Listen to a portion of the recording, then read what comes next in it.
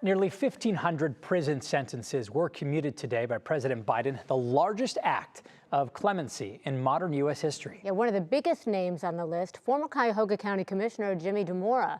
He spent more than a decade behind bars following one of the most notorious corruption cases the area's ever seen. 3 News investigative reporter Peter Fleischer joins us live now. And Peter, do we know why Dimora's sentence was commuted now?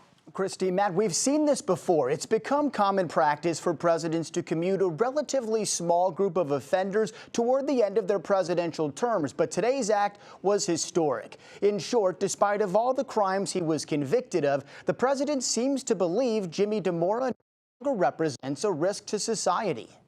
The nearly 1,500 prisoners that had sentences commuted by President Biden shared a few common traits. Dimora was nonviolent, had previously been active in his community, and was already safely reintegrated into society.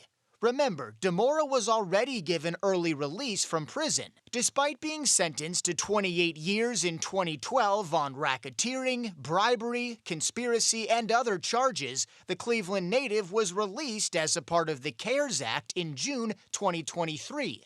But what harm can Dimora do now? He no longer has access to public funds or political influence. According to court and prison records, at 69 years old, his health has suffered as he deals with a heart defect, an intestinal disorder, and knee issues, among other ailments. Dimora had already been living at home and was scheduled to remain on house confinement until 2030.